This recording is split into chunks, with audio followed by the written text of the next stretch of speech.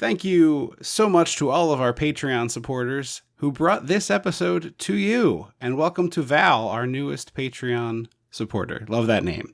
Thank you very much. Learn more about Patreon and all the great bonus content available to you. Bonus episodes, monthly emails, commentaries, all available at patreon.com/dissectingthe80s. Welcome to Dissecting the 80s. I am Tripp Lano, one half of the Mega Podcasting Powers, and with me, as always, the Duke, the Macho Man Drew. Andrew Lano. I don't even have a response to that one.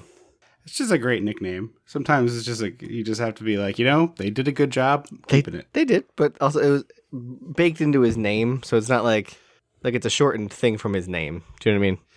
I suppose. I thought it was just that he was very, very good at accounting. No, his name is Mardukas. No, I get it. I'm just saying, I thought he was like the Duke of accounting. Oh, I didn't. That's not what I gleaned, but I'm sure yours is right. We are jumping into a movie that I love, celebrating its 35th anniversary. It's Midnight Run, and you know what that means. We gotta go back. We gotta go dissect the 80s. Is you not enough comedy? Sometimes you're not enough comedy. When the mega powers explode. I'm talking about the 80s. Oh, yeah. Great Scott! Cream of the crop. Oh, yeah. Mega powers, yeah! When this baby hits 88 miles per hour, you're gonna see some serious shit. Wow.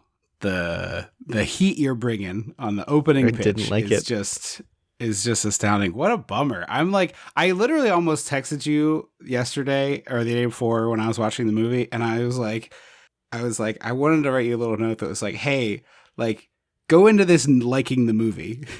Because I think what you're gonna do is be like, it's 2 hours. And I really wanted to text you and be like, just turn this on and be like, I like this movie. I mean, it is 2 hours, which didn't help anything, but I think this is I truly was like an hour as the movie was winding down. I was like, oh shit, that was 2 hours. Wow. No, I went, oh, shortly we're wrapping things up. No, there's a full hour left. Okay. That is astounding. I love this movie. I think it's hysterical. Really great writing. Love the two of them together. Truly sad to me that these two never did another movie. What a great pair. See, I thought they were kind of meh. To me, it seemed like they started to make this movie, and then halfway through, the studio was like, John Candy and Dan Aykroyd and Steve Martin comedies are big. We gotta throw in some hijinks. And then they threw in some hijinks in the last bit, and the second half is how it looked to me. Okay. Yeah. I feel like this is all pretty hijinksy from the start. The part where he tries to steal an airplane. That to me, that's not the start. That's halfway through the movie. Right. Well, you gotta, build to these things. You tell me where in a Dan Aykroyd, John Candy vehicle that they slowly build to the hijinks. Well, that's what I'm saying is that's what I like about this movie is it's a grounded character movie. Then shit, by the time bad stuff starts happening to these people, in cascading fashion, you know them and like them. See, I guess I don't need that. I like John Candy and Dan Aykroyd. So when they're, being dragged across a lake on a speedboat, I already like them. So I don't need groundedness. Yeah. Do you know what I mean? Yeah, I guess, but I think more about the characters in this movie by a factor of 12 to 1 compared to Great Outdoors, which is I do, but I don't need that for a hijinks comedy. I just loved the right. This is the kind of movie that I just enjoy hanging out with. I just think the writing is so spectacular. The opening here with De Niro, he's picking a lock. Then we get into a shootout. And then he gets hit with the car door as he's chasing the guy down on the street. I all this stuff. I feel illustrates him in such a lovely way. He does rip up a door jamb, kicking a door in, which happened to me in high school theater. You broke a door? Yeah, it was. My character was supposed to storm out and slam a door, and so I slammed it so hard that it stuck in there. And when the girl behind me had to frantically try and open it, she pushed it open, and you just heard as the entire like frame on one side just like bucked out like they did in this movie. Wow. So this is a bounty hunter sort of buddy cop vibe, action comedy thing.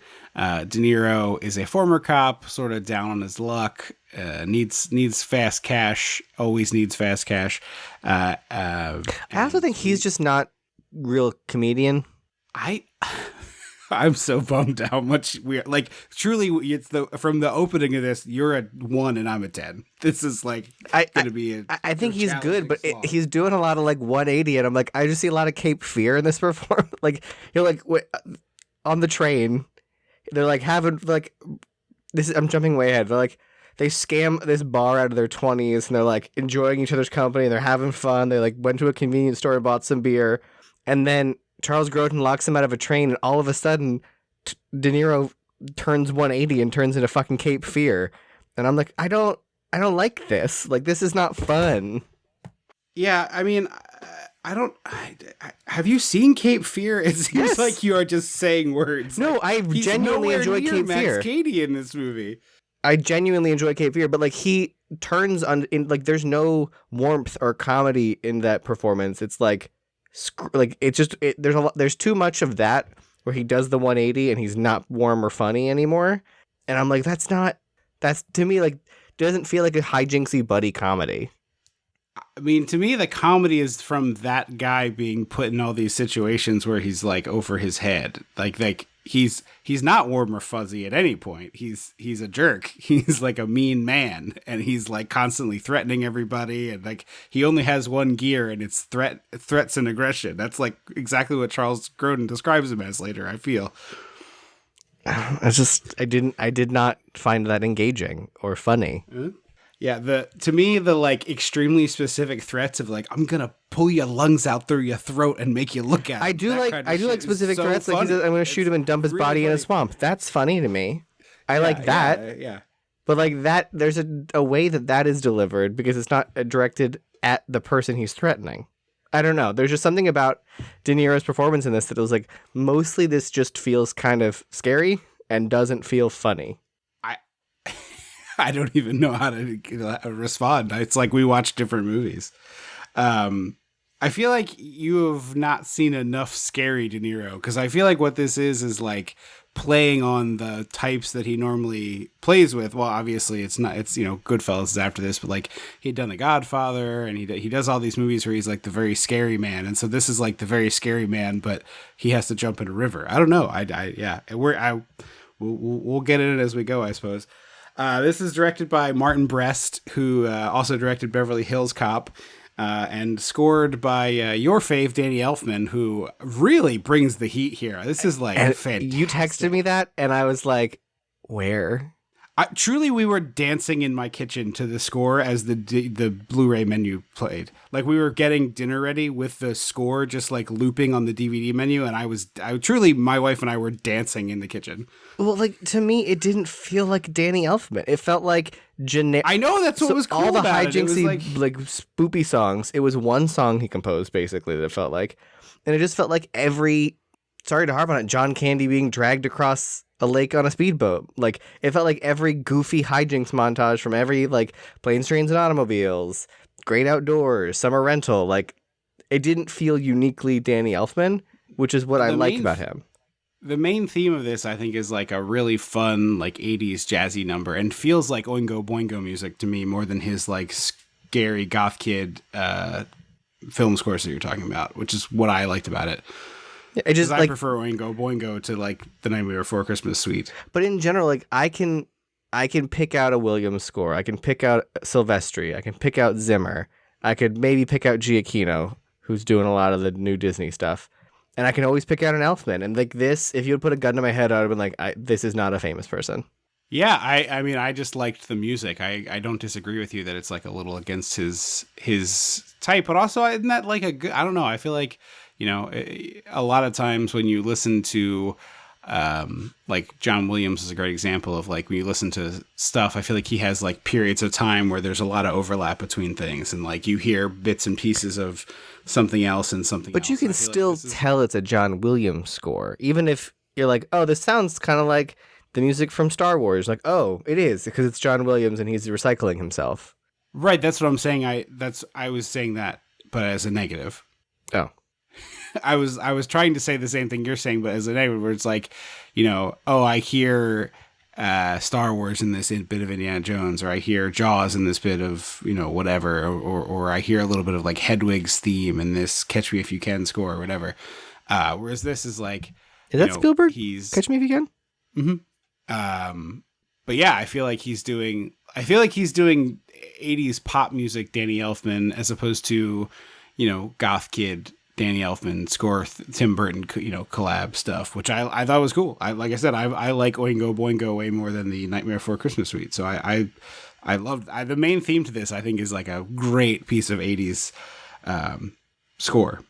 So De Niro's like, you know, trying to collar this person. He's picking a lock. They get into the shootout, and then they're on the street. He's chasing them. He gets hit with the car door, and this is where John Ashton makes his appearance. He's like this sort of schlubbier, redneckier fellow bounty hunter. He's almost like who was their friend in Supernatural? The one who knew their dad? Oh, sure, Bobby. What the hell's the name? Jim Beaver is the actor's name. Yeah, he's got kind of that energy. Totally agree. Yeah. He in a meaner way. Oh yeah, like gruffer. Sort of like grump. Yeah. A little disgruntled guy. And Ashton is one of the major chess pieces on the board in this movie as we move forward. So we get introduced to him here. And we have De Niro ends up stealing his car, which I thought was delightful. And he brings in this person who's skipped bail to the police station. And we get the first of the jokes that made me laugh that you apparently hated with all the fibers of your being. I didn't hate them. Where the cop's like, hey, did he give you any trouble? And De Niro, who was just like, had to chase this man down 6 flights of stairs, got hit with a car, blah, blah, blah, turns to him and he's like, oh, did you give me any trouble? And then kind of shoves him. You know, he gets his, I think, $1,200 from this collar, courtesy of Joey Pants, making his triumphant return to this podcast. So, bail bonds in a minute.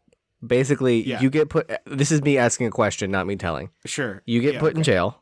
They say you have to give us $500,000 to get out. We'll say probably not that much, but yes. So if you were a person who has $500,000, you can just give them that money yourself. Yep. Otherwise, you have to go to a bondsman, bail bondsman, say, "Hey, get me out of jail," and they give you a loan. Someone else goes on your behalf to the bail bondsman. Well, obviously, because you're in jail, but right. I'm just making sure it's all. But clear. That way, yes, and essentially, it's a loan. Yes.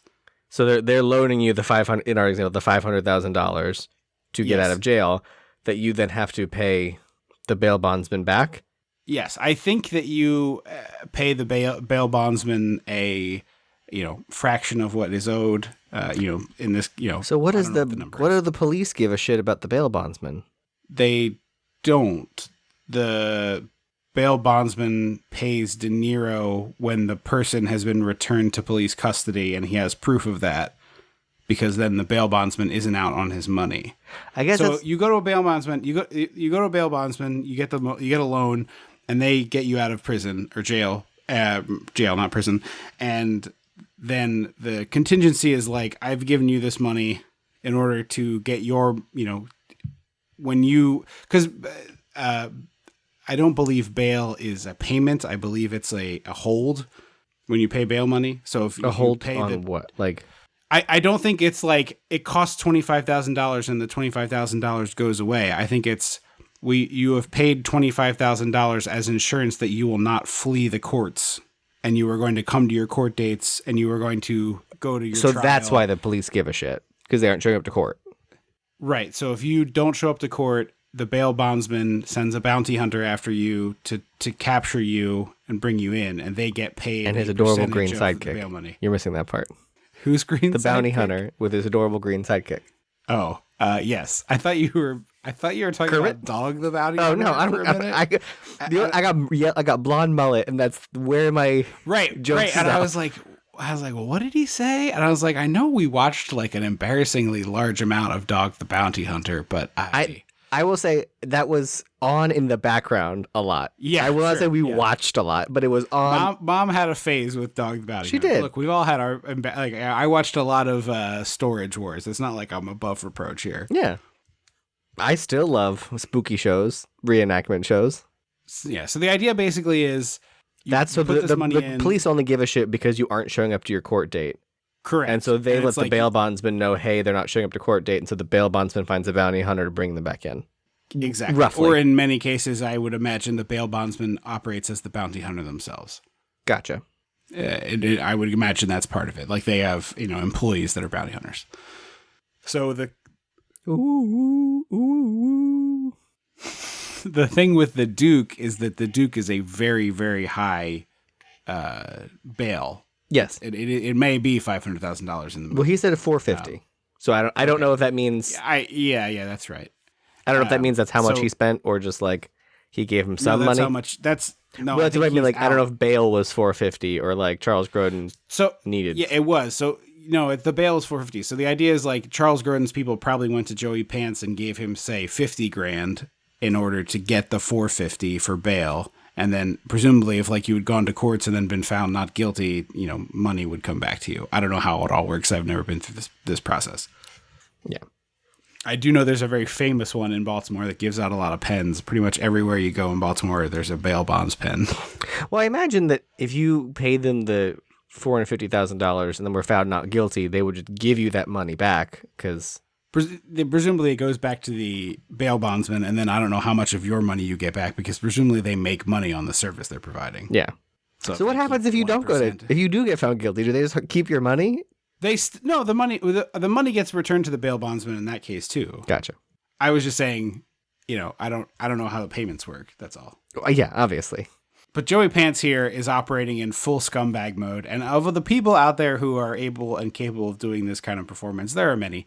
Joey Pants is among my favorite. He really relishes getting down in the muck and rolling around. It's like something if that you I always enjoy. If you were to make this an animated movie, his character would be played by a chameleon.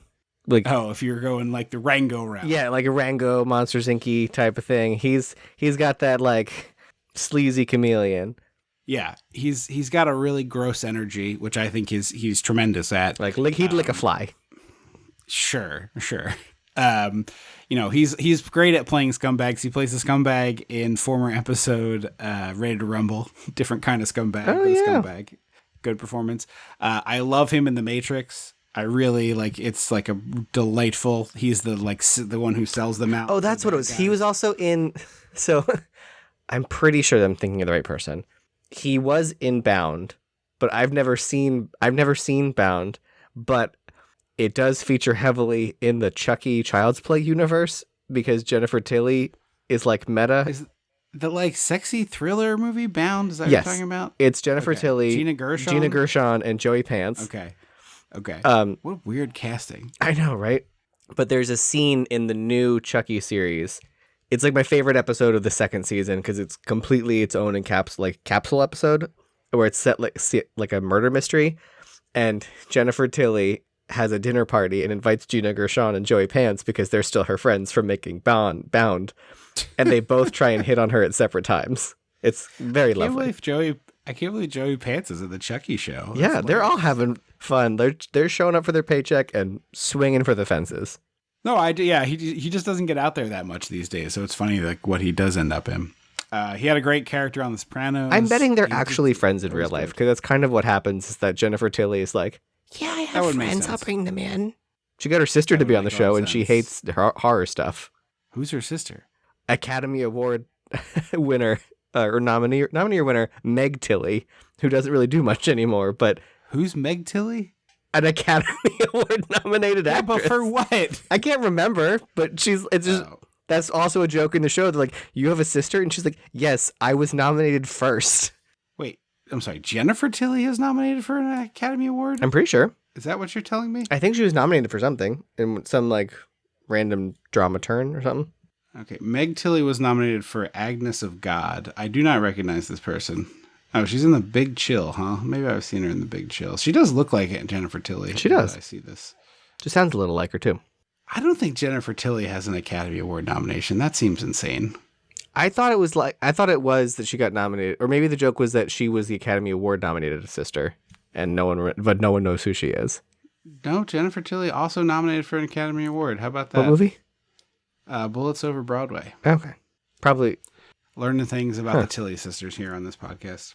But so Joey Pants is like performance-wise great scumbag stuff, but the character design, the costuming, and even like the little business he does. He's got all these rings on. He's got too much jewelry. He looks like the kind of guy who just reeks of cologne. Yeah, like you could smell him. Like drugstore. He's sitting cologne. At the other end, like Paco. Yeah, not Paco Rabanne.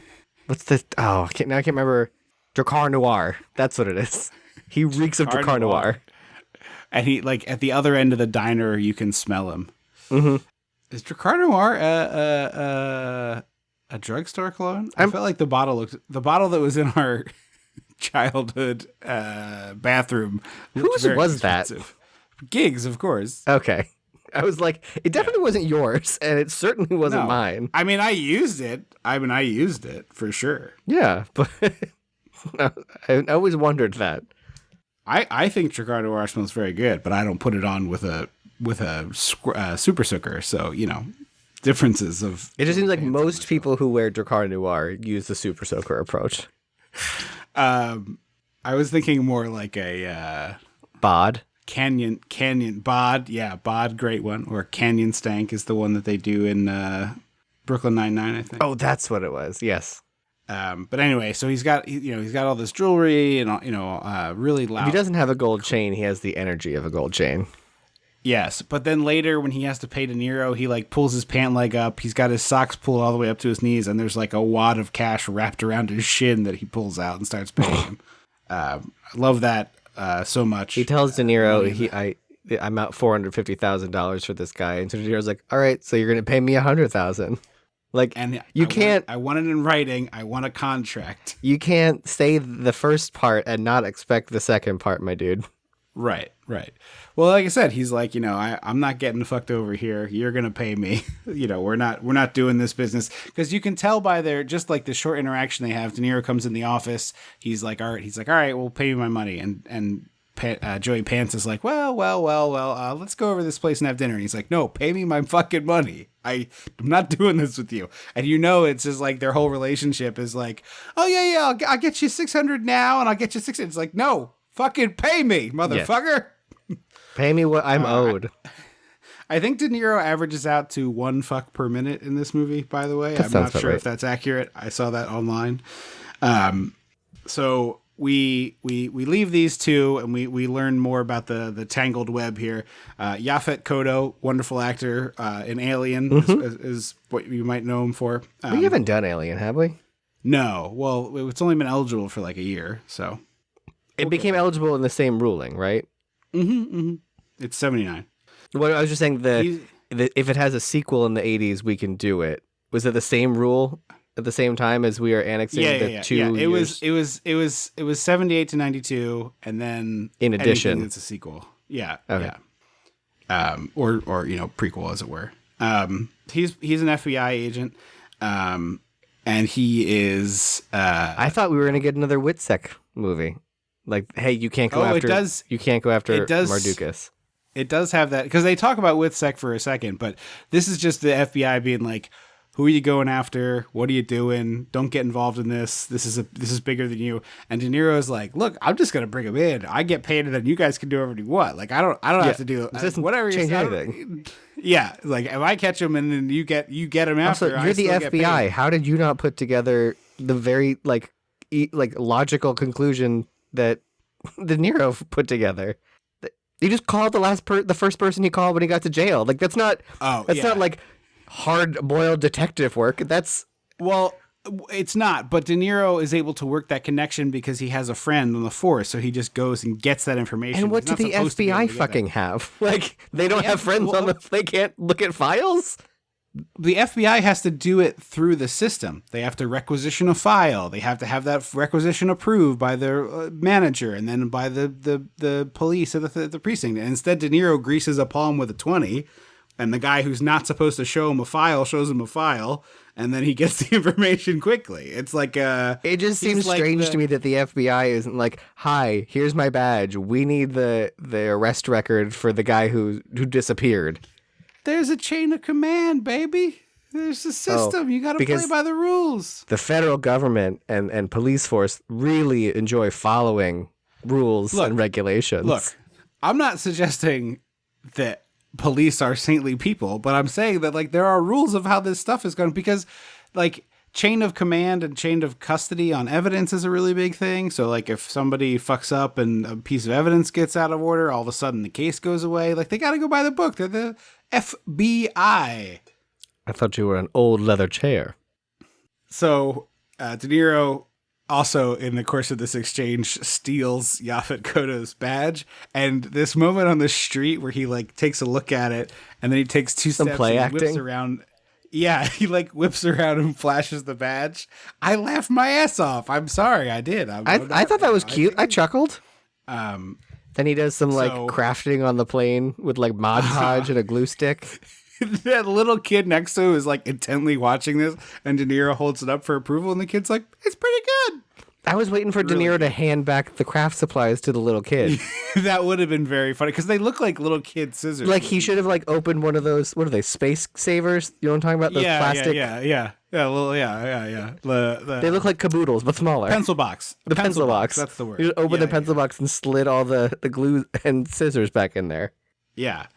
And we get to New York, and now here, baby, is what I've been looking for. We got us some Goombas. Yes, we got some Goomba. We got Goombas for days in this movie. We got every flavor of Goomba. This very nice Goomba. I was so delighted. This now, having seen the Goombas, do you see what I was talking about? I saw what you were talking about last time. I know, but you keep bringing up Joe Pesci. I don't want Joe Pesci. I want a Goomba. I want one of these dudes, these jamokes. I was saying Joe Pesci should have been Steve Martin. No, I know. I'm just saying this is the Goombas I wanted.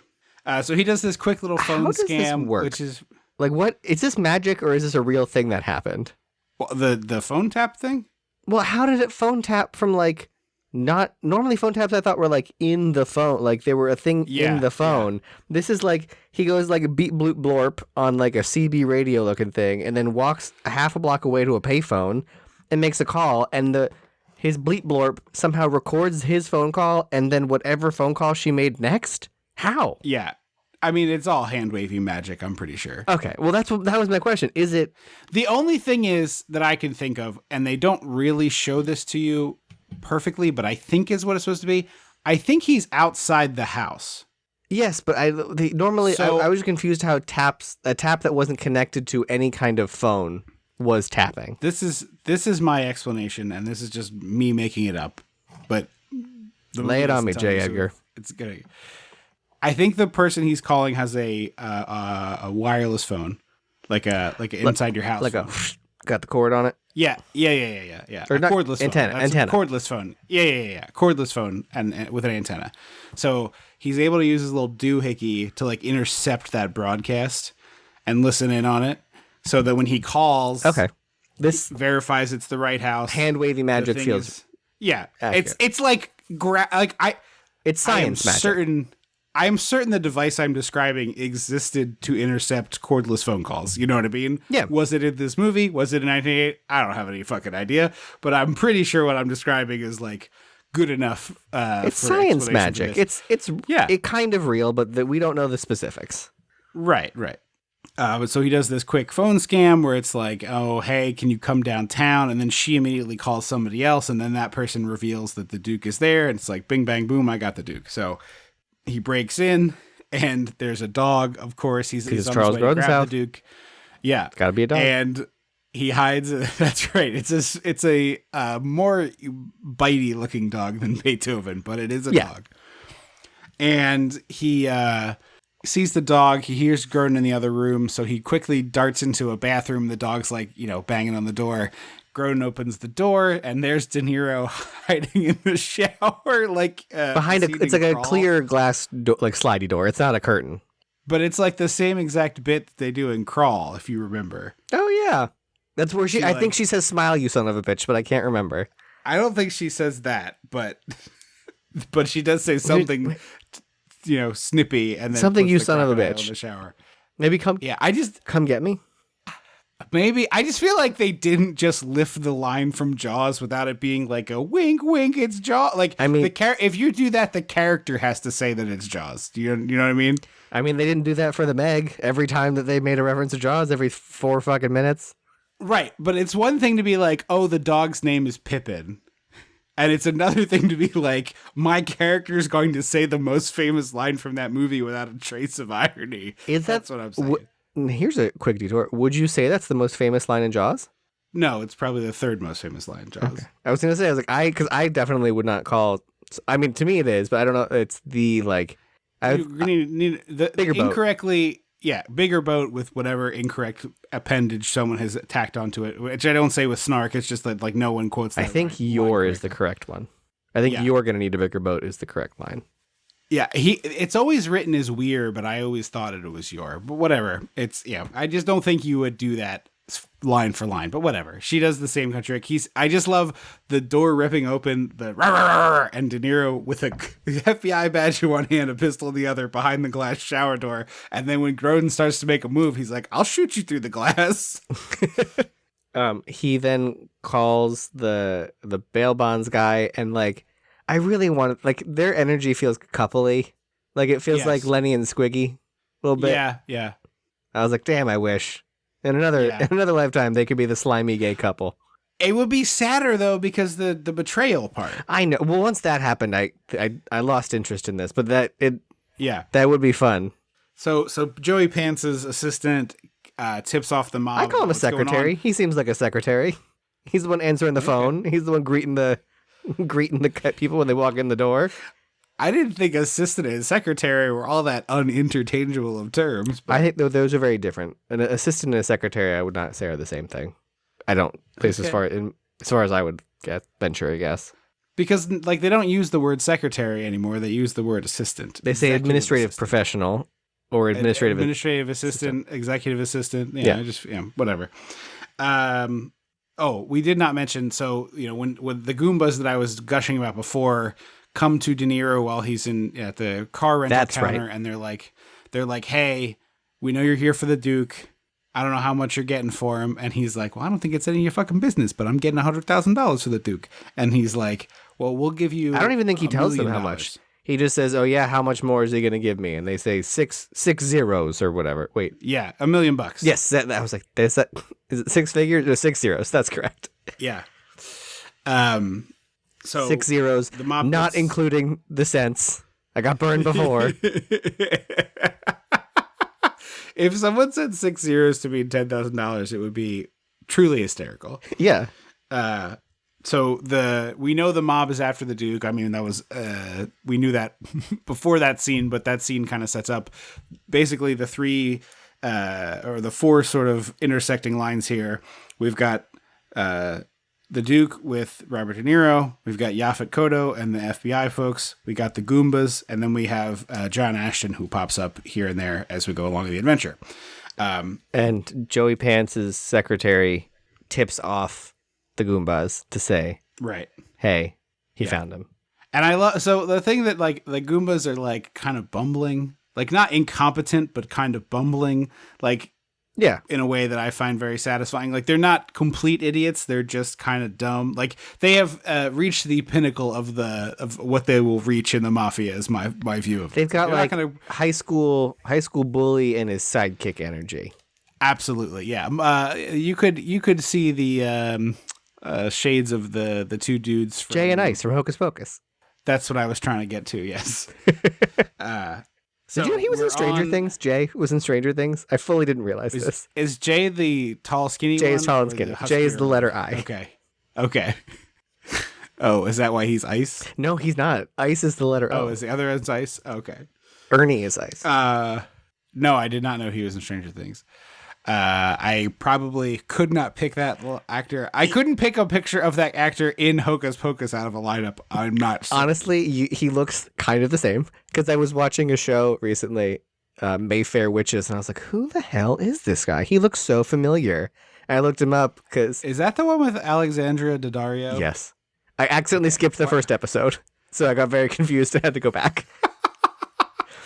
That was like me when I tried to watch season 3 of The Mandalorian, and I was like, wait, I don't understand anything that's going on. It turns out, 2 secret Mandalorian episodes in the Book of Boba Fett. Oh. Not allowed, Disney! Well, that's not that was the No, because I genuinely just accidentally skipped the first episode, because I thought I was skipping an ad, but I skipped the episode.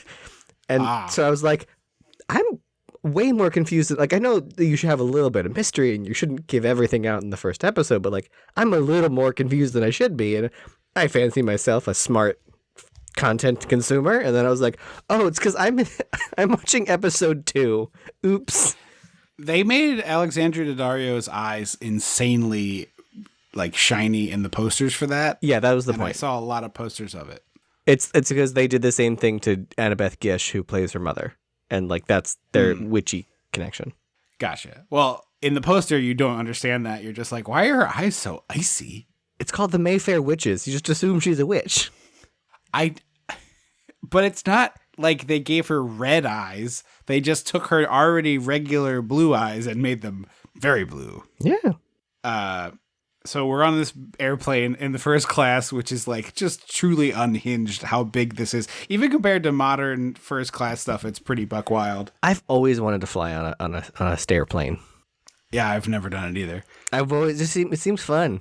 It's a big plane. They had the planes where like there's like kind of like a bar club situation, and there's there are showers. Yeah, I'll never afford it, but it'd be fun. Yeah. I've never flown on a plane with a shower. I've taken a shower in an airport, which I recently discovered was a thing you could do in some of those lounges. Oh, in the lounge. Okay. I was like, where in the Philadelphia? And obviously it wouldn't have been yours, but like, I was like, where in the Philadelphia? Because it's a pretty major airport. Where would you shower there? There probably is some in the lounges there. When we flew to Sydney, very long flight, very big plane, no stairs, but enormous. It was 343 across. Wow. So very, very big plane. So we landed in Sydney and it was like 8 a.m. local time. So we just like took a shower at this lounge. Smart. Yeah. And then it was like, oh, we can start our day. It's like, we're ready to go. It's like, we just woke up. Big boost if you're able to do so when you land. Act like you just got there. Yeah. Like act like that's your time now. That's my secret for travel. Whatever time it is, that's what time it is. I don't do the like, well, back home, no. We don't talk about that. We talk about where it is right now because that's where we don't look back. Right. Yeah. Yeah. We're on the Oregon Trail now. We don't look back. Yeah. No, that's why it's like whatever time it is right now is what time it is. Doesn't matter what time our body thinks it is because this is what time my body thinks it is because this is what time it is. It's 7 a.m., baby. This is what time it is. Stop it. That's me. Ice road truckers. Yeah, exactly. So we're on this first class flight. Grodin's like, I got to tell you, I can't fly. I have a terrible fear of this. And he starts having like a conniption. They throw them off the plane. It's a surprisingly understated airplane freak out. Well, it's a little different in the era before we saw these like once a week with the cell phones. But no, I just mean like you would think for a hijinksy comedy that there would be more to do. See, that's the thing. See, I think I don't think this is a hijinksy comedy. I think this is a road action movie with like a comedy road action movie. It's not like, I don't think this goes in the same shelf as Great Outdoors as. But to me, there's in the back half, there's a lot of hijinks, which is strange to me for a non-hijinks movie. But it's like gunplay hijinks. It's not like, whoa, you know what I mean? They steal a biplane. You don't think stealing a biplane is hijinks? I mean, they try to steal a biplane. It like barely comes off the ground. It comes off the ground by like 1 foot. It is firmly in the air, and then he brings it back down. I don't think stealing a biplane goes in the same slot as setting the rental car on fire and driving with it as a burned out husk, or selling shower. But like you couldn't picture John Candy in the front seat of the biplane as Dan Aykroyd holds onto the back. I think if you put this in the John Candy movie, it's like the most grounded hijinks. Like, come on, look, compare the biplane scene to the water skiing thing you keep bringing up. To me, stealing a biplane is that same level. Okay, But I'm talking about like the action. Divorce the like literal word description of what is happening, and look at how they depict the scene here versus the scene in Great Outdoors. They're like very, very. But they both have that same goofy ass music. I mean, I guess you're quibbling with Danny Elfman then. But I just feel like this is like, the music. silly. The music they put in the scene is to directly tell you what to feel about it. And if the same music is in both scenes, then they want you to feel the same way about it. Yeah, I don't remember the music in Midnight Run all that clearly, I suppose. But I just feel like the one in The Great Outdoors is like, and that's like not what's happening in Midnight Run, right? I think if you went back and watched that scene, you would hear very, very similar music. Okay, I just feel like that like those two actions like that, and when they end up in the river are like the biggest hijinksy things. But like the river thing is played to me dangerous, not like, oh, this is wacky. Whoa! Like if John Candy was in the river, it would be like, whoa! And there's none of that here. Like there's no whoas, right? Like I'm not crazy. That doesn't happen in this movie. A little. It's just more grounded to me. And I'm not saying I don't like those other movies. I just think it's like. This to me is closer to Hot Fuzz in terms of like. I didn't realize it was Olivia Colman in Hot Fuzz. I just realized that like 2 days ago. Yeah, she's great. I was like, Academy Award winner Olivia Colman? I was so excited when she won because I was like, oh, the really funny lady from Hot Fuzz. Good for her. I like fully missed that yarn connection there. So we get kicked off the plane. It's not a big, to do. It's just like, hey, the pilot comes down. He's like, you can't transport a prisoner who doesn't want to fly. You know this. You're an FBI agent. So get off the plane. So they get off the plane. He's also got the old style, like little kid stethoscope headphones. Yes. Yeah. Old, the 80s, like Play Doctor stethoscope headphones. Did you keep those or were they just like on the plane? I assumed no. And they were so like ridiculous that no one would. Yeah. Oh, plus, you know what? Plus, they're not back then. They had the double prong instead of the single prong. I think they weren't actually electric or like pluggy. Oh, they're just air tubes. I think it was an air tube. As I'm remembering, why would no one steal that? Oh, because it's useless outside of the airplane. I think. Yeah. I could be talking about my ass. Certainly looks. I mean, I have used air tube headphones, and this does look more like those than what I'm familiar with. Well, I think that's what that's all a little kid stethoscope. Well, all a stethoscope is an air tube, but little kid stethoscopes are air tubes. Oh, you're correct. They do look just like that. But I was also thinking, like, sometimes the museum tours are air tube headphones, presumably for the same reason, like they don't break. Oh, like you carry the little box, and then there's an air tube, or do you plug the air tube into the? You basically plug an air tube in like you plug a headphone in. It's actually the same thing. The earpieces that like the Secret Service and such wears. Oh, really? Those are air tubes. They have like presumably it doesn't, it's less like you can't have just like, oh, the headphones shorted out in the middle of an action. You know what I mean? It like very fair. Takes out So they have like one piece is the microphone, which operates differently, of course. And then the other one is an air tube headphone or earpiece rather. So I assume it's air tube headphones. They certainly look like it. But we get on the Amtrak. We book ourselves an Amtrak roomette, which is a tiny little poop coffin you can ride. Poop coffin. Yeah, I watch like a fair amount of YouTube, which is like people traveling, and I like to see different ways people travel. I enjoy travel in all forms, cheap travel, all sorts of stuff, and there was like a person who was traveling cross country on Amtrak, which to me sounds awful. Like it takes way too long to get there, and you don't really get to do anything. Yeah, it just sounds like fucking Carousel of Progress. Like we can go from New York to California in 15 days. Like that to me is just what train travel is. Right. Like, well, the other thing to me is like, it'd be one thing, and maybe you can do this, and I don't know enough about it, but I don't think this is how it works. And in my limited experience, it hasn't been. It's not like, okay, I'm picking up the train here in D.C. It goes more or less, up to Chicago and then down to, cuts across to California. But along the way, if I see somewhere cool and I want to get off the train and spend a day there and just get on the next train, I could do that. Like, you can't really do. It's like, to me, it's way slower than flying and none of the fun of a road trip. So it does not appeal to me personally, but many people love trains. It's a little faster than a road trip, I guess. It isn't. It almost always is not. Oh, well. Unless there's like a short corridor, like the train from DC to New York is faster than driving because the train can go faster, like especially if you take a Acela or something. But if you take like a train from DC to Florida, like Disney or whatever, it's very rarely much faster than driving. Okay. Like maybe within an hour. It's probably pretty coin flippy. But anyway, the roomette is like a little thing you can book. And it has a lower bunk and an upper bunk. And then some of them have a bathroom, which is just like, you like flip up this table and underneath is a toilet. And I'm just like, ew, that's not cool. Like, it's just a poop coffin. You're just in a porta potty. It's like, you'd have to have an agreement with your traveling partner of like, this is for number ones. And then number twos go outside the room. Yeah. Yeah. Like tour bus rules. Nobody number twos on a tour bus. Yeah, exactly. Also, De Niro is like weirdly... This roomette has a bathroom that he like physically has a bathroom. But the other ones I've seen, it was not like that. That's just being clear. Sorry. Go ahead. De Niro has... He's like weirdly aggressive about Grodin. He's like, I would never take fucking money from you because you're a criminal. And I was like...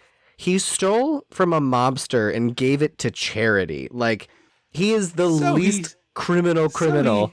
So he says. Isn't it like... At the end of the movie, he has an awful lot of money that was just lying around to grab quickly. Well, he stole $15 million and said, I kept enough to get away and donated all the rest of it. He gave like $30,000. $30,000 out of $15 million. He gave De Niro $300,000. Oh, is it 100,000? Yes. Either so I assume Grodin kept at least $500,000. Yeah, and then gave away 300 to... Yeah, I'm just saying, he did steal. It's not like he didn't get anything out of it. He did steal. But again, like, it's like we say about stealing from banks. And all that. Like, he stole from a mafia boss that, like, we later learn is a major heroin dealer. Like, he is scum. And the whole time, De Niro keeps being like, I don't know why you didn't just leave him alone. Like, that's not a good like, he's still a criminal. Like, the mob boss is still the criminal. I mean, at the point where De Niro is like chewing out Grodin, he has been attacked by the dog. He put him on the plane, and then Grodin acted like an imbecile. Now they're on this train. And then Grodin was specifically trying to buy him off. He was like, how much can I pay you to make this problem go away? And De Niro's response is like, fuck you. I don't do that shit. That's why I do this. You know, I think it's like, that's why I was talking about, like, I like how much shading these characters get, because as this goes along and we learn more about De Niro, is like the reason why he's doing bounty hunting and why his life kind of fell apart is because he wouldn't take a bribe, but he was on a squad of people that all took bribes. And so he became the guy that was like too clean and not allowed to function anymore. Yeah. He was the good apple in a barrel of rotten ones. Yes. It's just like so funny that he's like, yeah, man who stole from the heroin dealer that ruined my life. You're a criminal. Like, wouldn't you kind of be on his side? Does he know that? Yes, he's a Serrano. At this point? Okay. The mob guy said, hey, Serrano, the ham wants to pay you $1 million. Yeah. The spicy ham. No, Serrano ham's not spicy. Capicola's spicy. It's just cured. Serrano is like prosciutto. Yeah. But I also think, like, and what I like about this movie is, like, Grodin is being kind of a crank to fuck with De Niro, and De Niro getting so agitated and, like, losing his mind all the time is what really works for me, where he's like, Grodin knows exactly what he's doing. He's trying to get De Niro mad, and De Niro's response of these, like, incredibly specific threats of, like, I'm going to untie your shoes and pull them around your ears and tie it tight so your ears will fall off. I just made that one up, but it's like those kind of very specific threats that I just cracks me the hell up every time. I just think it's funny. Like, you would think that he would be less angry about this guy. I actually wrote this one. I wrote this one down. He tries to pay him off and he says, I'm going to bust your head, put you in the bathroom, put your head in the toilet and make it stay there. Yes. It's so good. I also noticed, so at this point, this is when Joey Pants tags in John Ashton, who plays the character Marvin, the other bounty hunter. John Ashton is wearing a horseshoe ring, but upside down. like you're supposed to keep the horseshoe up like the letter U for good luck. And I guess it's a matter of perspective. On your hand, you'd want the open end of the horseshoe towards your fingernails, I feel like. And he's wearing it towards his elbow, which I feel like is wrong. If you're doing punching, then it's upright. I suppose. I guess it depends. For a man in the bounty hunting business, the punching up seems the... And I guess it's also like, if it's pointed towards your elbow when your arm is at your side, it's up. I guess this is a difficult thing to parse, but it just seems it's upside down. It's like with the clotter ring, it's specific. It's like if the crown is facing your finger, like they say, face the fingers. It's not like willy nilly. They explain it. Right. Well, yes, when you're you right. hang a horseshoe, it has to be up. Up, yeah. And I guess who figures out what up is on your hand? I like this little bit here. Like we're always talking about the old technology, and we'll get to credit cards a little later in this movie because it's different than normal for the podcast movies. But Marvin has Jack's credit card number, De Niro's credit card number, and so he's able to like call, ask for help, and then he's like, "When's this card last used? I'm trying to figure out what happened to it." And then at the end, he's like, "You know what? We better cancel that." Which like is wild that you could just do that. Right. I mean, I can do it from my phone, but it's an app that's on my phone that I've logged into. It's not like... Yeah. My wife hates talking to customer service people, so I often call as her and just like... Do you do a voice? Her name. No, I don't. It's too much of a bit, and it would like I would laugh or fuck it up at some point. It's just easier to just be like, no, this is my name. It's just like very obviously a woman's name, and no one bats an eye. And then they're like, what's your social security? As long as you can like give the answers, it's fine. But they're always like, what's your social security number? What's your mother's maiden name? And it's like I have to rattle off all this identifying info. Like normally I'm like, she's right next to me, so I have to be like, what's the answer? She can whisper it to me, but. I was just thinking about like all of the questions you have to answer now. And then this time they were just like, well, gee, sir, it must be your credit card's out of order. Let me just go ahead and get rid of that. You said your name was Jack Smith. All right. Definitely aren't 40 of those in the system. Yeah. Like it's banana pants to me. So he Grodin also tip shames De Niro. Like he's like, I stole from the mafia, gave it to charity. Yeah. Also, you should tip people more because tip servers waitstaff depends on tips. Like, I was like, I like this guy. I'd let him stay hidden. Couldn't find him. Oops. De Niro gets there eventually. I know, but like, it's just wild to me that De Niro's like, you stole from the heroin dealer that ruined my life. Well, like you would think that you would first click like, I'm good. I get what you're saying 100%, but also remember, like for context purposes, this is a guy who willingly agreed to be a accountant for a mafia guy. Like he's like that guy is probably a little crooked. You know what I mean? No, Charles Grodin specifically says I thought I was at a legitimate firm. He specifically like explains that he did not know what he was doing, and when he learned what he was doing, that's why he did what he did.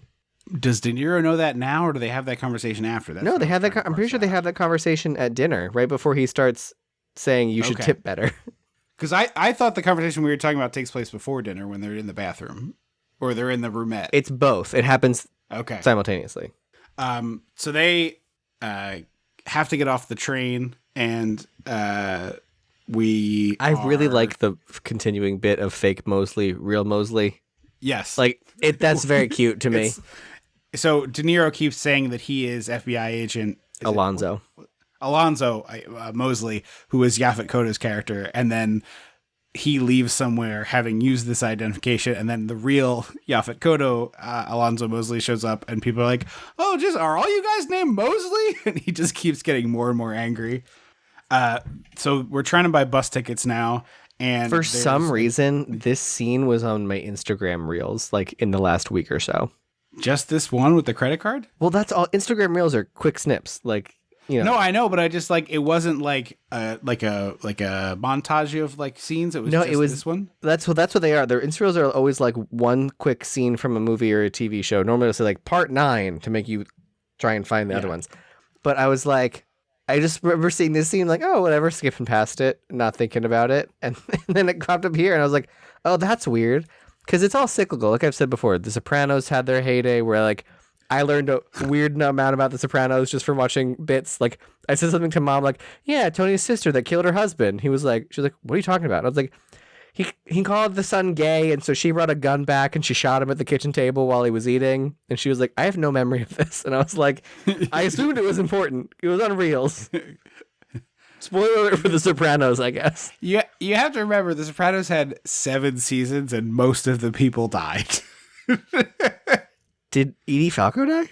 No. So well, we don't know, but no. It cut to black, I guess, but... Yeah. I mean, it could have been all 3 of them shot at the table there. So this is the first digital credit card machine I can canonically place in a movie. Oh, okay. Because she's like, it's like, beep, beep, beep, beep, your card's been rejected, as opposed to the old machine. So De Niro can't buy these bus tickets, and then he tries to boot. They do love to shout when it's declined. Now, I haven't had it happen to me, but I've been in a restaurant where it's always like, your card was declined. It was a declined card over here. Really? The only time this ever happened to me, the person was like, hey, I'm so very sorry, but do you happen to have another card I could try? Maybe, like I said, it has not happened to me, but I feel like I've been places where that has happened, and it's always like, wow, they're making a stink. And it was really alarming because I ended up calling the credit card company, and they're like, yeah, we put a freeze on your account because we saw a bunch of charges that we thought were not you. And I was like, oh, and then it turned out my card had gotten skimmed. Oh, shit. Yeah. I thought they were really... probably not skimmed. Probably someone stole the numbers off some website and then made like a dummy card with it. Yeah. They were like, they bought WrestleMania action figures, a subscription to Letterboxd, a bunch of unpopped popcorn for a popcorn machine. This isn't you, right? Surely this is not you, right, sir? The $6,000 popcorn machine. De Niro, in the course of trying to negotiate to get these bus tickets, fucks up the FBI agent's name, and the woman working the counter is like, that badge says Alonzo Mosley, not Jack Mosley. And he's like... Well, no, the problem is that his credit card is his name. Yeah. No. He says Jack Mosley. He fucks it up. I thought he said Jack Alonzo Mosley. Yeah, that's... And she's like, well, that badge says that. And so she's like, you need to pay in cash. And then he's... rifling through Grodin's pockets as he's handcuffed, and Grodin and the woman are having this like all eyebrows and eye movement conversation with each other. It's so funny. Grodin's also trying to push De Niro to go see his family in Chicago. Yes. And then the bus comes to it's in Chicago, and there's a goddamn sniper. I was like, Jesus. Four? There's 4 snipers. No, there's just the one. No, there's 4. They all start shooting from different vantage points, and several of them get killed by the police. I fully missed that there were multiple snipers. Yeah. Also, we learned that De Niro has been estranged from his wife and daughter for 9 years, 7 years, like an incredibly long time. Yeah. So they get to the feds show up, and we think the sniper's not going to shoot, and then he does shoot. So they steal an FBI car and get away. Yes. Also, I really like the bus scene is like the two of them starting to thaw, because like ultimately, you know, going into this movie, it's going to be like they're very opposites, but somehow they kind of push each other to Planes, Trains, and Automobiles. Yeah, sure. Or, you know, the Odd Couple. Name any number of things throughout history. I just mean that this specifically is very Planes, Trains, Automobiles with all the different levels of travel. Right. But it's like I just like Grodin's super uptight, and De Niro is a rage monster, and they slowly thaw each other a little bit. I have to be honest. I think this pairing is fantastic. I thought the entire scene with the ex-wife and the daughter could have been cut. I knew you were going to say that. I literally, while the scene was happening, I was like, I think this is great, and Andrew's going to be like, this is stupid, and take it out of the movie. I think this adds so much to the character. I think it adds very minimal shading that we could have gotten from like a dialogue between Charles Grodin and De Niro. It takes so long to get to the house. Like we have to show them getting to the house, the whole thing. Right. The daughter. Yeah. There's not like a satisfying resolution to to this. Like the wife gives the keys and the money, and then the daughter's like, "Here's $180 in babysitting money," and I was like, "Well, I don't like that the resolution to that."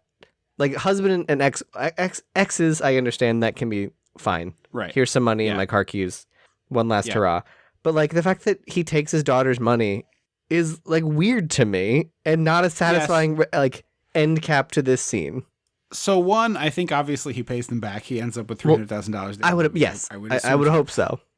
But the thing I think you get out of this is that De Niro he's got the watch that's not working right the whole movie, and it's like very clearly he's holding on to his former life in a way that's not working for him.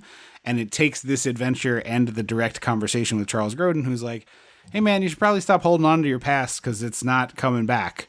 And like at the end of the movie, De Niro, there's the big symbolic gesture of like he gives him the watch and is like, here's something to remember our adventure by. And it's like that all of that to me lands harder and better because there's this little scene here. And I also like first of all, like it gives De Niro an opportunity to show off. Not that he needs it, guy's a great actor, but like he and the wife are at an 11 yelling at each other and having this big fight. And then the daughter walks in and instantly he drops everything. And it's just like, what the fuck am I doing? Like, what am I doing? And it's I like the stuff. I really like that stuff out of him and getting to see this like sort of human sad moment.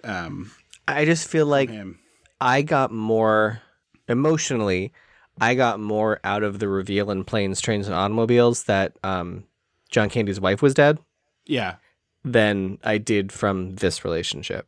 That's fine. And so like my brain is like, so you can have a very satisfying arc without having to show the family. I get what you're saying. I think they both. I mean, I think they both work, so it doesn't bother me. But I get what you're saying. The other thing that we didn't mention was as they stole the FBI car and got away, De Niro abandoned it after a little bit and put his sunglasses on the dashboard as sort of a calling card because Yaphet Kotto and De Niro have been going back and forth about sunglasses the whole movie. Like, they're all good sunglasses. All shop at the same store. They are very good sunglasses. But I mean, like both Yaphet and De Niro's sunglasses are very good sunglasses. Oh, agreed. There's also a really good bit with the Goombas who call the boss to check in and are like, oh, there were all these, we had the snipers, but there were all these FBI guys and, there's, nothing we could do. They got away. And while he's like having this very serious conversation with their insane boss, the other Goomba is like shadowboxing him. That was very bizarre. I thought I chuckled, strange. But I was like, are you like not right in the head, my dude? Because like he hangs up the phone. He's like, what the fuck is wrong with you? I'm on the phone with our boss. Yeah, they have just like real two like the misfit brothers is the energy I get from these guys. Yeah, like the Fratellis. Yeah, exactly. This is where De Niro calls the bondsman guy, and he's like, "I will shoot him and I will dump him in a fucking swamp," and like that's I like that level of like I think that's a good one. Yeah, and the whole like, hey FBI, he's like, there are two guys in a van close to you who probably smell like BO and coffee who've been in that van for 2 days. They're tapped your phone, Joey Pants. They're tapped your phone, and he's like banging the receiver on the thing. It's really good. He tells him to call him from the Chinese. He'll call the Chinese food place across the street in 2 minutes or something. Yeah. So they, he runs over and makes that call. They have the quick download of like, hey, I need money. And then we get the tragic cop backstory for De Niro. Yes. And he's going to like, oh, send money to this Western Union office. We'll go pick it up. Yeah. And this is where we find out, we talked about this previously, but the whole thing with the, people are taking bribes and he wouldn't do it. For a heroin dealer. Again, a very, very dangerous illegal drug. Yes. I also love, there's a moment when he's on the phone with Joey Pants and he's like, I'm going to shoot him in the fucking head and take him and dump him in a swamp. And then he looks to Grodin, closes his eyes and gives this little head shake of like, he doesn't say this, but it's like, I would never do that. It's like, I know all the years of my life, I'd never do something like that. It's just like, no, head shake thing. It cracked me up. I think De Niro is a talented comedy actor who, obviously in his later career did mostly that stuff, The War with Grandpa and whatnot. Like after Meet the Parents, it was all down. Bad Grandpa, like War with Grandpa, yeah. Dirty Old Grandpas. Bad Grandpa's, I think Bad Grandpa is Johnny Knoxville. Oh, is it? I thought it was him. What's the There's one with Zac Efron that Dirty Grandpa. That's Dirty Grandpa. Called? Yeah. And then isn't there one with De Niro and The War with Grandpa is where he like has a showdown with a little kid. Yes, but then there's one where it's like him and Morgan Freeman, like Hopeful Grandpa or something. Are you thinking of The Bucket List? Because I think maybe that's Nicholson and Morgan Freeman. I swear there was also isn't there? Oh, you know what? Is it like Old Vegas? It's called or something. There's one with Old Dogs. You're right. It's not.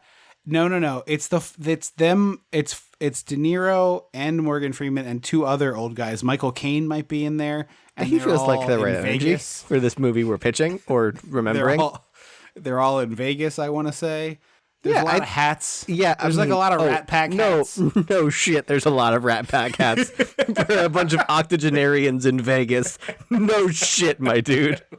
I'm just saying, I'm trying to remember this movie. I'm just trying to piece it together. It's like Nadja going backstage at the fake Rat Pack. Yeah. Also, we're at this little diner in the middle of nowhere. They got no money because they have to wait and get the Western Union at like 9 a.m. or something. They have like 50 cents or something. Yeah, he dumps the change out. He orders a coffee, and Grodin has this great exchange with the waitress. It's like, how much is coffee? 53 cents. How much is tea? 53 cents. How much is the chorizo and eggs? And she says, like, I don't know, $3.25 or whatever it is. And he's like looking at De Niro, and De Niro just kind of gestures at the money, like, you see exactly how much money there is. Like, what do you want me to do? So Grodin finally settling on like, I'll have the tea. He has a great energy. I really enjoy him. Yeah. Also, chorizo and eggs sounds dope as shit. It does. I was a little surprised at this it is Texas, so it makes sense that there would be some Mexican food there. I was like, a Chicago diner having chorizo and eggs seems strange. A Texas diner, less so. Also, did you catch how much sugar De Niro puts in this coffee? Quite a bit. And cream. It is like slightly less sugar than the one in the Dirty Harry movie that tips him off that something is wrong. It's like 1 granule less. Sludge. But this is where we talk about like, he's like, you're a criminal. You should have just let, Serrano go or like not done anything or like went along with him. And then he's like, why are you on the mobster's side? I read this as more as like, you got yourself into this mess. I didn't do that, so stop blaming me for this being your problem. But no, he keeps talking like, I don't know why you didn't just like let it all like not mess with him, like let it go. And then Grodin is rightfully like, well, why are you on the side of a mob boss? And he's like, I'm not. And it's like, it feels very much like you are. So I don't read it like that at all. I read this as like, you did an incredibly stupid and dangerous thing, and now you're eating the shit pie that you baked. You know what I mean? It's like, you baked the shit pie and you thought you were going to trick the mean old white lady into eating it, but nope, trick's on you. You are eating the shit pie, and everyone has to watch you eat the shit pie. Like, you baked it, bud. You got to eat it. That's your problem, it feels very strange that he is so aggressively like, you're a criminal, Grodin. You're the criminal, blah, blah. And it's like, never once acknowledging that, like, no, Serrano is the much larger criminal here. But De Niro can't do anything about that. He's a bounty hunter. Like, I know that, but you still can acknowledge someone is a bigger criminal. I think part of the journey of this movie is that De Niro sees Charles Grodin as a person eventually, and that is why, like, he changes. He doesn't see him as a person yet. It's like, that is the journey the character is on, I think. Maybe. But yeah, it keeps being like, I'm not on the mobster side. And it's like, it sounds an awful lot like you are on the mobster side of things. Yeah, I think he's just like, he doesn't have the ability to see him as a people yet. He's getting there. Oh, De Niro does look like Dad. Oh my God, so many times. My wife kept being like, I don't know if this is an insult. And I was like, De Niro looks like my dad. And she's like, yeah. But you know what? I was like, there's like 5 expressions that are like identical. I think De Niro looks like our father. I think I look like our father. I do not think I look like De Niro. No, you don't. There are several expressions that De Niro makes that Dad also makes. Like, exactly that. Yeah. Well, did you tell your wife about the Halloween party our parents went to, where everyone thought he was De Niro genuinely? No, really? I don't think I remember that story. Yeah, it was my friend Jared from elementary school. His parents had like a barn. The ones with the crazy big house? Yes. Okay. So they would throw an adult's Halloween party every year. And one year, Mom went as the Mona Lisa and like bought a gold frame to hold. And then Dad was Da Vinci and like had a little paint palette and everything. But I guess like in his wig or like whatever, he just looked like De Niro. So all night people were like, "What?" Like, first like, "Oh, I thought you look like De Niro. Like, what De Niro character are you supposed to be?" And then it was like, "No, it's not that." There's a scene in Goodfellas where they're like older and De Niro has glasses. He's like at a diner with glasses, and the first time Dad and the old age lines from high school theater makeup. It's a little better than that, but yeah. But like the first time Dad wore glasses, he like adjusted them almost identically to the way that De Niro adjusted them in that scene, and I had like a kind of moment. You had your Vecna clock moment from Stranger Things, as I call it now.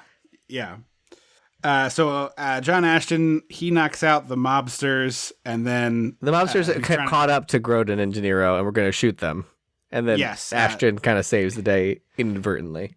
And De Niro, for like the 9th time, is like, "Hey, Marvin, look over there!" To which Marvin turns around completely like, "Huh?"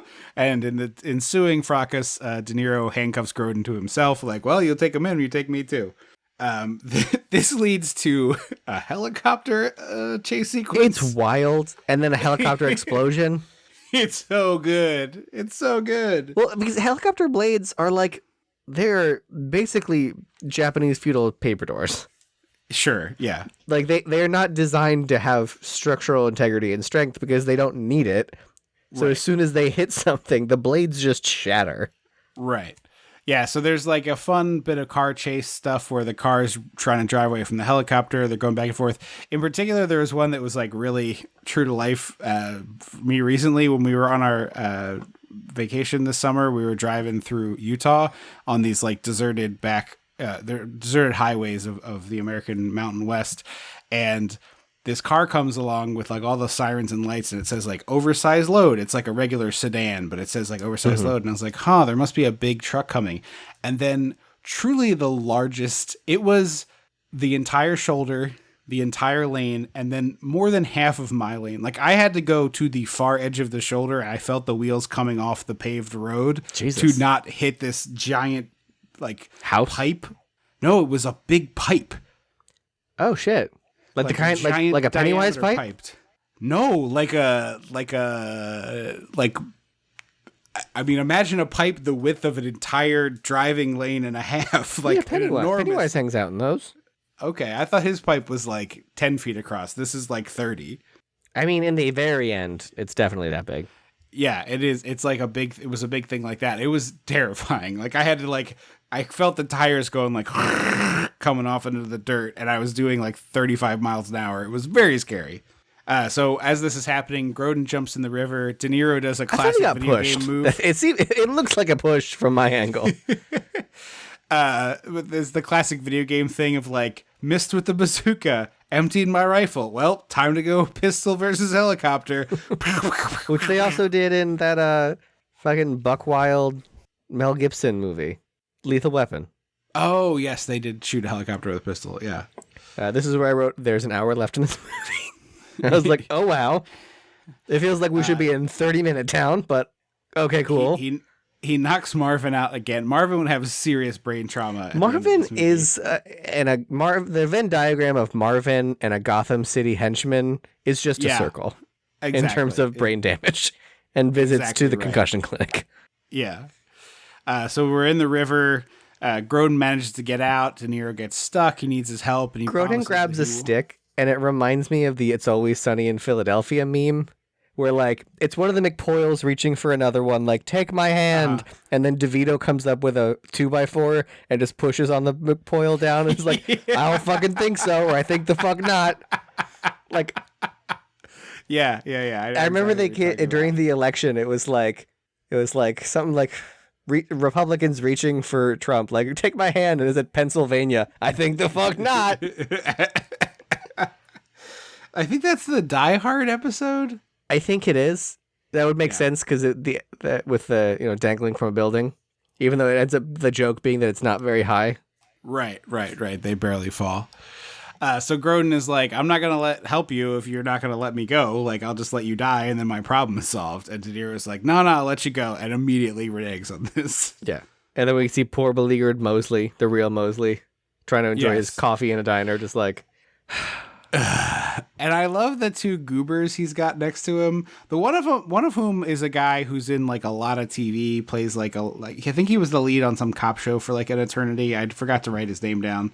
He's like almost handsome enough to be a rom-com lead, but not quite. He's like almost handsome.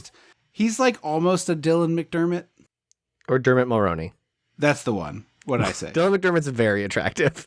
Dermot Mulroney is kind of attractive. Who's Dylan McDermott then? Dermot Mulroney's who I meant. That's what you definitely meant Dermot Mulroney, but Dylan McDermott is significantly hotter. He in American Horror Story jerked off and cried in a window, and we all collectively swooned. I did mean Dermot Mulroney, but honestly, I don't think this guy is between a Dermot. Between a Dylan and a Dermot. I picked Dylan. Dermot and a Mulroney. No, I'm saying the actor on this movie I'm talking about is he's in between. Two. Yes. He's a little more attractive than a Dermot Mulroney. That's not that hard. Why are you so coming for Dermot Mulroney? He's like perfectly adequately handsome. Jesus. He is, but he's not like a heartthrob. No, he's like a best friend character. Isn't he the guy in My Best Friend's Wedding? I think he literally is my best friend in My Best Friend's Wedding. AKA Julia Roberts is a monster. But they're just both like these kind of wormy little losers who are like, boss, bad news, boss. And he's just like, I just want to eat my rubbery diner eggs. Yeah, exactly. I just want to drink this burnt coffee. Dennis Farina, R.I.P. is the mob boss. We should have said that earlier. Yeah. I had a moment where I was like, is Dennis Farina Italian? I'm like 99% sure Dennis Farina is Italian. And then I looked up his real name and it's like Shane McLarley. No, it's like Gustavo Manissimo Bellissimo Serrano Ham Farina. He's very Italian. Yes. He's gabagool Italian. Yes, exactly. He's like extremely Italian. Like I said, I was like, I'm 99% sure Dennis Farina is Italian, but I'm curious. And then it was like, oh, no, he certainly is. This was another scene I thought they could cut of like them walking down a road talking about food and then getting in the back of a truck. Like you could have just cut to them walking up to the. Yeah. It should have just been them walking up to this like gas station looking thing and being like, hey, where's the nearest town? Yeah, they do this whole thing about lyonnaise potatoes, which is fun. Like, but it feels like an ad lib, like a Grodin riffing, and they just left it in the movie. Yeah, but they. But when you're over 2 hours, look for some fat. Yeah, they get to this service station, and this is where the guy's wearing a Burberry shirt. Who is the like Native American? I think they say because they say it's a reservation. Oh, okay. I was just like, that seems very strange for this character. I did not catch that. But this is where we see Chekhov's crop duster. Like we see it in the background. We see Grodin's wheels. I thought they were going to take that and end up flying that, and we were going to get like No Sleep Till Brooklyn montage. No, instead if we take this plane to there, it'll take us 2 hours. From there, we can take 30 minutes to drive to the depot. It's very much like they did a road movie single episode of television, which is pretty impressive. It was so good. But so he gets in this plane and De Niro's like running it down and getting on the plane. I think this is a good bit of business. And then when he finally gets Grodin, like he punches him, they get the plane on the ground, he gets him out of the plane. Grodin says, "I forgot I was a pilot." No, he goes, I didn't think it was appropriate to tell you. And I was like, well, what the fuck? Hang on. I liked you for a while there, buddy. Yeah. And then later he's like bitching that like, he's like, well, you lied to me first. You said you weren't going to turn me in. And I was like, hombre, you lied about a day ago when you said you couldn't fly. Right. And this whole like pedantic bullshit of like, well, you didn't know I lied to you. So technically you lied. And I was like, no. The whole point of a lie is that people don't know it's a lie. That's right. Otherwise, it's just a statement. It doesn't matter. Right. You lied first. Own it. Exactly. But here we get this. This is where you see the catalyst. The changes have occurred. We're coming out of our cocoon here as a movie. Grodin is like, let me go in there and talk to these guys. Give me the badge. I got an idea. And he does this whole cooked up scam about like, oh, these phony $20 bills. Oh, it's a great grift. They have De Niro inspect the 20s in the cash register. Oh, I also forgot 20s didn't used to be maximalist before like 7 years ago. Yeah. Well, the other fun thing is, we already talked about this, but at the end of the movie, we see $1,000 bills, which is like, my wife was like, "Wait, is that real?" And I was like, "Yeah, no, you did used to have $1,000 bills." Do they don't make it anymore? I don't believe so. I'm sure they are still in circulation. I remember one time getting a $500 bill as a Christmas present from our grandparents and being like, "Holy shit!" And then funny enough, like had I held on to it, it probably would have beat inflation because they don't make them anymore. Oh, I bet like $1,000 bill is what some yuppie used as a cocaine bill. Probably. It tastes better through the 1,000. But those are also worth more than their face value. That's so funny to me. They're just rare. They're not, bill collectors are out there. The 20s didn't used to have the shimmer strip and the colors and the giant Andrew Jackson. It is easier now if you sell something on like Facebook Marketplace and someone tries to pay you with a 50 to be able to hold it up to the light and be like, yeah, okay, that's a real bill. You did not figure out how to get that strip in there. I love the extra at the bar here. De Niro's looking at the bills and like doing this thing with a pencil to look like he's checking them. And Grodin's like really up in this guy's space. And he's just like a classic old grizzled, cowboy type. And he gets like 2 lines in, but I just love the look of this guy. It's like, of course you were the one who got the lines. Look at you. So this is what I was talking about earlier. They grift the 20s. They go to the mini mart or whatever, or the convenience store. And then they're like, we're going to hop a train. But another thing here that's important to note, they talked about, as they were driving, De Niro was saying his ulcer was bothering him, and Grodin's like, oh, you got to drink some milk. It'll help. You notice what De Niro's drinking when he comes out of the convenience store? It is milk. Yeah. See? It is milk. They're thawing each other out. They're making a connection. I suppose. They're making a connection. The bar owner sees them hop the train, and he calls it in. And then we have the scene you alluded to earlier, which we can talk about a little more. I like the scene a lot. Grodin gets on the train and locks De Niro out. And so De Niro grabs the ladder, climbs over, and swings in the other side. And he goes full like, oh, you think you got rid of me, motherfucker? Like really gets, he's like, because I see that scene I read is like right after the milk thing, you got De Niro who was like, this guy might be all right. And then he does this thing to him. And it's like, motherfucker, the only time I let people in, they step on my heart. And you just did that to me. That's all that ever happens to me is they just step on my heart again and again. And so he shackles him back to the train. Yeah. I like the shading. Like I said, I think his character is like really fully realized in a way that they probably aren't often in a movie like this, which they don't need to be, but I just enjoy it. We get the wife watch story. Yeah, this is the segment of the movie I like to call Riding the Rails with Bobby and Chuck. They might as well have a can of beans. And a little fire going, and I like Grodin having a conversation with De Niro and doing both characters. Yeah. Like, hey, Jack, you ever do this? You ever do that? And then he finally gets him to thaw by being like, Jack, those chickens back at the place we stole the truck were pretty sexy. You ever have sex with a chicken? And De Niro like actually laughs at this, and then that kind of breaks the ice again. Mm-hmm. This is where we learned Jimmy the Ham was the Chicago heroin dealer. Yep.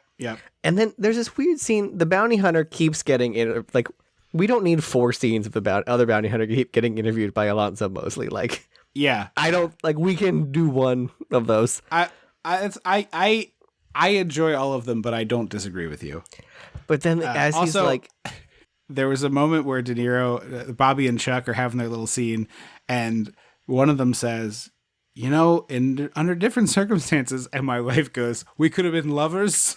Because it's very much like that, like in another movie, this would be like the romantic, like this ends with a kiss. Yeah, this is the big pour your heart out moment. This is Kathleen Turner and Catherine Zeta-Jones' husband. What's his name? Yeah. Douglas. Douglas.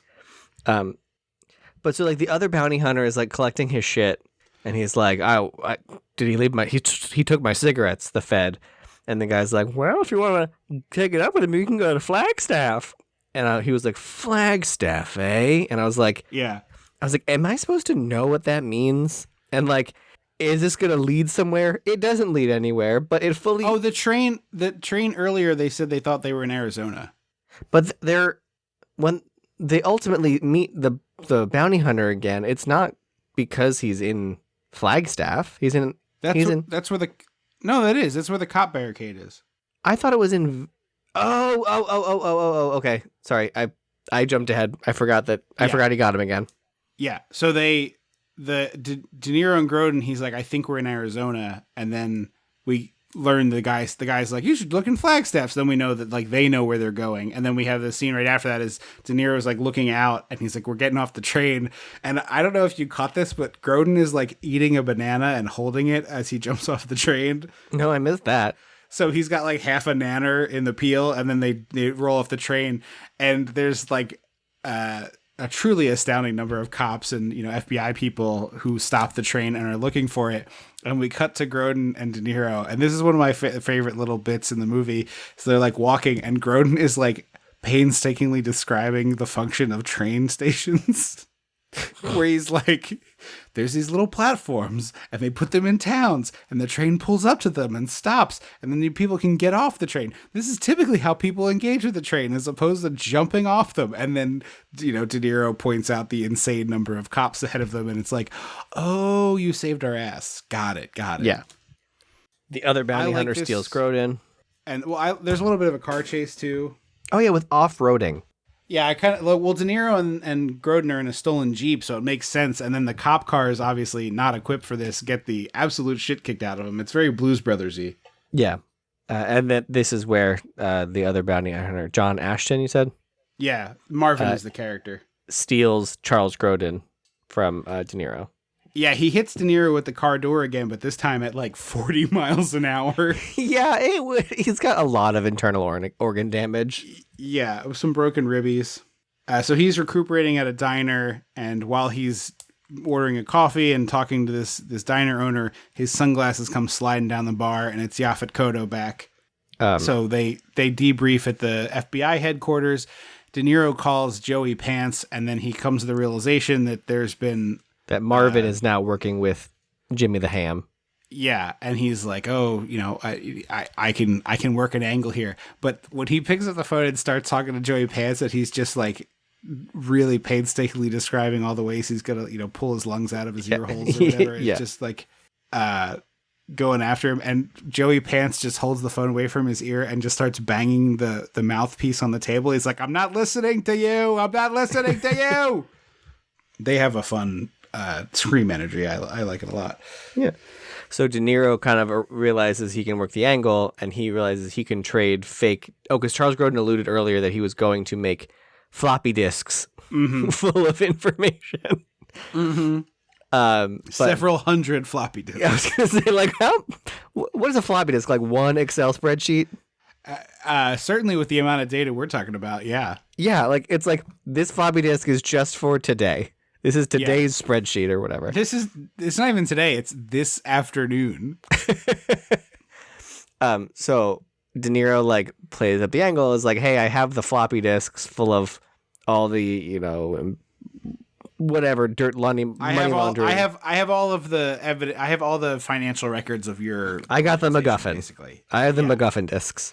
Yes. And so they like arranged to be for a trade-off with like, I'll give you the tapes, you give me Grodin, in an airport, and the feds kind of like help coordinate, and then we get there, and Jimmy the Ham and he was like, "Hey, do you have the tapes?" And I was like, "Come on, you sound so old, buddy. They're discs,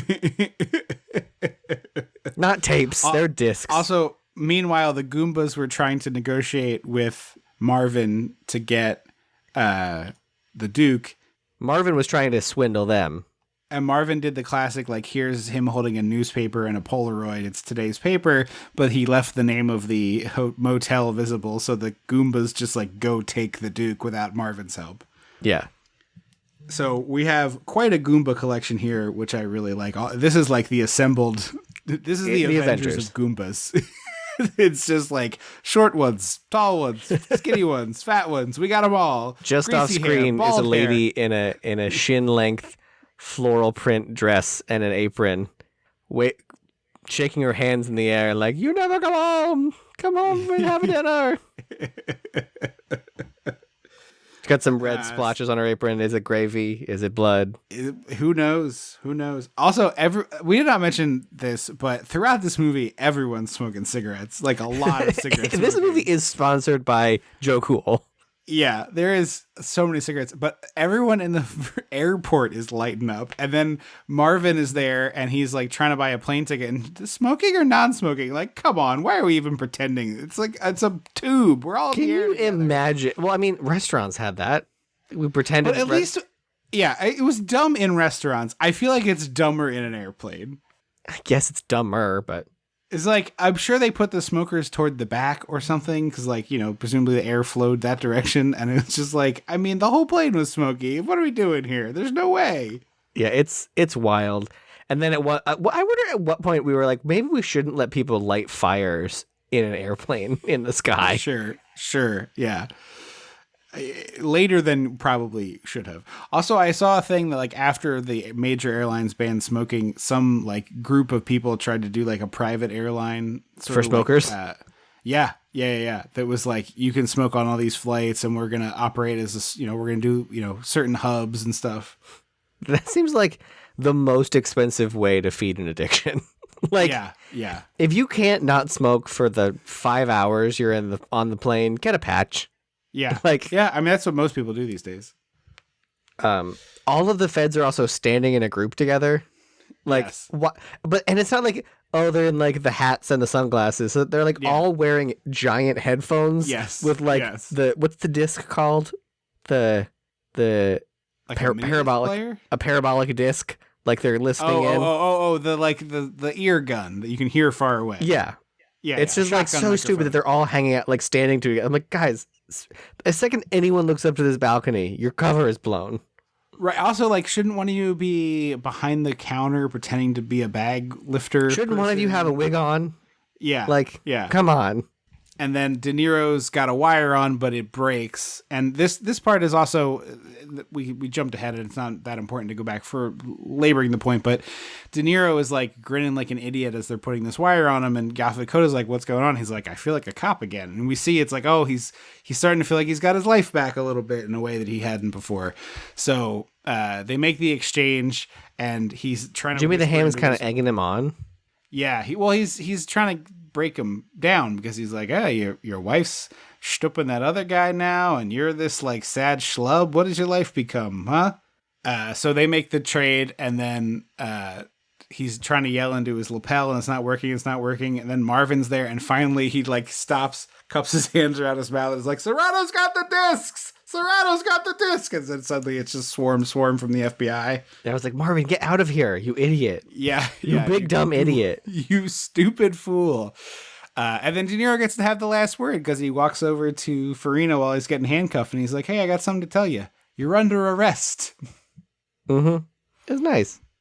So they get on a quick plane to L.A. from There's Vegas. also a weird lingering shot of the real Alonzo holding the discs. Like, again, with the, like, no one went in with a wrench to kind of tighten this up. Like, the unnamed officer takes the discs off of Jimmy the Ham and hands them to Alonzo, and he, like, slowly lifts them up off a table and, like, tosses them. I love this moment. You want this out of the movie? Yes, I do not, like, come on.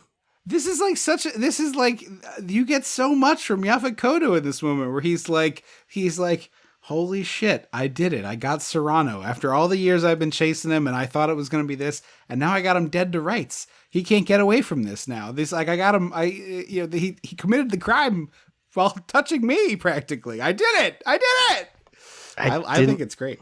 They land in L.A. and Grodin and De Niro are like real icy toward each other, and he calls Joey Pants with like 25 minutes left. The whole thing was, hey, you got to get him back here by midnight. Yeah, it was a ticking clock. Yeah. He tells De Niro, hence the title of the movie. And he tells, De Niro tells Joey Pants, like, I got him, and now I'm going to let him go, you little piece of shit. That he's just like, furious with Joey Pants. So he lets Grodin free and gives him the watch, and Grodin says, hey, I got a gift for you. And he says, it's not a bribe. You already let me go. This is a gift. And it's $300,000 in a money clip. Yeah. And then De Niro walks outside, and they have their little moment. It's goodbye. It's kind of sweet. And then, Grodin's in the wind, and De Niro walks outside, says, what time is it? It's 25 to 12. And he's like, I would have made it. Like, he's so pleased that he did the thing he said he was going to do. He's got that great moment. And then he tries to get a cabbie who has a person in the back seat. I don't know if you noticed. Oh, I didn't catch that. That's weird. He asks if the cabbie can break 1,000, and the cabbie says, fuck you, and drives away. And I love that he's like, well, I guess I'm walking. And he like puts the collar of his coat up, and he's like holding this insane amount of money in his hands. And walking home with $300,000. He's still, even with all the money, he's dangerous. Still low status character. I love this movie. I was delighted to watch it. I had not seen it in some time, and I had been wanting to watch it for some time, and I kept saying, like, oh, we'll do it on the podcast, and then I realized it was the anniversary, so I obviously put this in here. I love this movie. I think it's great. I think it's like one of the best buddy cop movies of all time, but buddy cop used in whatever, it's not, they're not cops, but whatever. Yeah, obviously you don't recommend this, but I can't give this a strong enough recommend. Yeah. I think this is one. I think it's a wonderful performance from De Niro and a wonderful performance from Grodin. I love all the side characters. They're all fun. They're all well drawn. Great, little performances. Yeah, I highly recommend. This is a classic movie. 4.5 on Letterboxd for me for this boy. This is a nearly a 5-star picture for me. But I'm sorry you didn't like it. You certainly can talk about it some more here. Can't win them all. Final thoughts. State your case. What have you? It's too long and needed to be, 10% funnier or 10% more like cop movie. It was somewhere in the middle that just didn't resonate with me. It did spawn a whole shitload of TV movie sequels, I think. I think there's 4 total movies. There's another Midnight Run, and then it's like Midnight Run to somewhere, and then it's like past Midnight Run Tokyo Drift. It is almost that dumb. And then it was all played by Christopher McDonald, the Shooter McGavin from Happy Gilmore. If that as Robert De Niro? Helps. Yes. Really? That's a weird Big choice. Downgrade. I think he's the De Niro character. It's possible that he's the Grodin he makes way more sense as a Charles Grodin type. In either case, it's a pretty steep downgrade, I feel. I'm verifying that there are 4 of them. But the titles were funny, and I forgot to write them down. Another Midnight Run, Midnight Run Around, and Midnight Run for Your Life. Midnight Run Back in the Habit, Midnight Run Electric Boogaloo, Midnight Runner. No, Christopher McDonald plays the De Niro character. He's Jack Walsh. That's a strange choice. Very weird. But, you get what you can pay for, right? Thank you so much for listening to the show. Next episode is a huge one. It's number 250. So we're going to do something a little silly, and we're going to redo Girls Just Want to Have Fun, which I frankly am dreading. Why? Sarah Jessica Parker. Just like that is out. We can tie into that. Is it like a new season? Yeah, it's running now. It's every Thursday. Oh, okay. Well, we'll promote that, I suppose. I didn't like this movie 10 years ago. I'm not going to. We had fun riffing on now. it. Yeah, but I'm not going to re-listen to the old episode. I'm not either. The only joke I remember is military bullets because I had a friend who reminded me of that joke. I did re-listen to that episode some time ago, and I'll probably put that episode back up as like a companion piece. Probably. Yeah, that's fun. Afterwards. This episode will be at least twice as long. I'm pretty sure we were doing like 45-minute episodes back then. Oh yeah, we were definitely short. Yeah. COVID lengthened the show, that's for sure. But yeah, we're gonna do Girls Just Want to Have Fun for the second time. That is on Prime and a bunch of other places. So check that out if you want to watch along with us. And we'll see. Maybe we will both come to love the bad movie that we started this podcast with. But who's the heartthrob? I thought that would be fun. Is he famous? Or is he a nobody?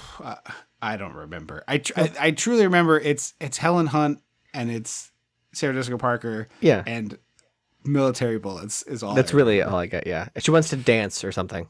Yeah. It's like a Corny Collins thing. But that'll be in 2 weeks. So if you want to watch along, you should do that. Thanks again to our newest Patreon supporter, Val. If you'd like to hear your name on the podcast and also get a bunch of bonus content, patreon.com/dissectingthe80s. You get a bonus episode every other month. You can download those in your favorite podcast player, and it's a fun little thing to be part of, and you're helping support the show. So thank you to everybody on there and everybody who will join there. If you haven't done it yet, please review the show. If it's not the Apple Podcasts app, take a screenshot and send it to dissectingthe80s@gmail.com. We read those on the air. Hit us up on Facebook. Find us on Twitter @DissectThe80s. We always love to hear from y'all on both those places, so appreciate that very much. And I think that's all the plugs. Thank you so much for listening to the show. I've been Tripp Lano. I will always be Andrew Lano. Until midnight. Don't you forget about me.